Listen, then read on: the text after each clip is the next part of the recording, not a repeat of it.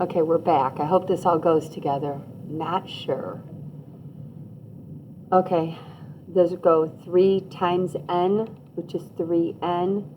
3 times 6 is 18, and I need the subtraction here.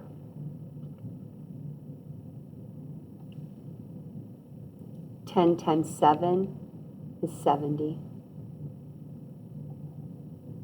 We're going to add 18 to both sides, because opposite of subtract 18 is to add 18. That will cancel and become a 0, which is what we want. We want the n by itself. So now I have only the 3n on the right side of the equation, 88. Now, opposite, inverse of multiply by 3 is divide by 3. So I have n equals 88 divided by 3. So I'm going to get my calculator again. 88 divided by 3 is 29 1/3, 29.3 repeating.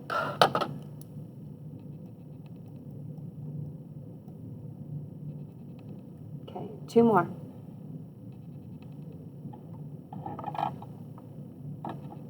Okay. Same thing, cross products. I'm going to multiply, set them equal. K times 2, I'm going to write the 2 first just because I like how it looks, equals 10 times all of the quantity, k minus 1.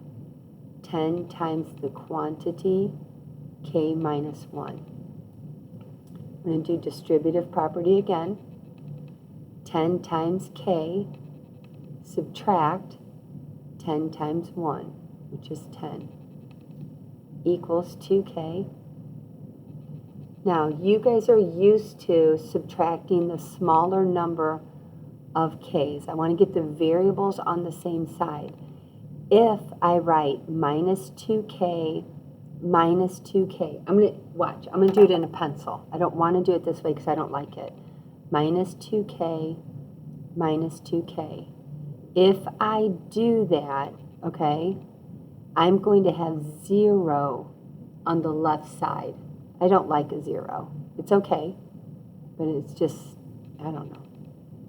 And then I would have to add 10 to back over to here, and I would get 10 equals 8k, and then I would divide by 8, and I would get k equals 10 divided by 8, and you would go ahead and put that on your calculator. I am not going to do it this way. I'm going to erase this. You can do it this way, but watch this. I think it's a little easier. Either way is correct. You're going to get the same answer. It's just easier, and if easier usually means less mistakes. I look ahead and say, okay, if I subtract 2k, I'm going to have a 0 by itself. So I don't want to do that. So I'm going to subtract, this time I'll subtract 10k, even though it gives me a negative. 2 minus 10 is negative 8k equals negative 10. Now I want the k by itself. Inverse operation of multiplying by negative 8 is to divide by negative 8. And you get k equals 10 over 8, which is what we had, right? So that's 5/4, so it's 1 1/4, which is 1.25. I will punch that in on my calculator. 10, clear it, divided by 8, 1.25. Okay, last problem. We'll do number 13.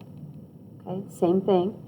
Set the cross products. Remember, always setting the cross products equal. Some kids write them under each other, and that's not true. So I'm going to go 10 times the quantity. Remember, it's 10 times all of this. M plus 6 equals, and then I could write m minus 10 times 4, but I want to put the 4 first just because it's easier to look at. You don't have to. If you choose instead, I'm going to write this in pencil. I'm going to erase it. If you were to write m minus 10 times 4 afterwards, the 4 would still get distributed, but it's kind of weird, so I just put the 4 first, okay? It's the same thing. So I'm going to distribute 10 times m, bring down that addition sign, 10 times 6, 4 times m, subtract 4 times 10, which is 40. I want all of the variables on the same side, so I'm going to get rid of this one. Get rid of the smaller, which is usually what you do. So subtract 4m, that'll make this gone, and it'll move it over here. Okay, so this is gone, and all I have on the right side of the equation now is this negative 40. Do not lose that negative, it belongs to the 40. 10 m's, get rid of 4 m's. How many m's do I have left? 6 m's. I have to get the m by itself. I need to get rid of the 6 and the 60. You always get rid of the add subtract first, so I'm going to go ahead and subtract 60 from both sides. You get 6m equals negative 40, subtract 60 is negative 100. If you can't do that, use your calculator. Divide by 6. M equals negative 100 divided by 6. Let me get my calculator. Clear it. I'm going to use my negative key for negative, right? So I've got negative 100 divided by 6. I'm going to go ahead. Negative key, negative 100 divided by 6 equals negative 16, that's 2/3. Negative 16.67. Okay?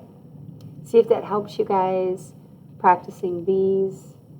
That's the main type of algebra problems on the test. There are other questions, but this will help you with the algebra. Let me know if you have questions. Thank you.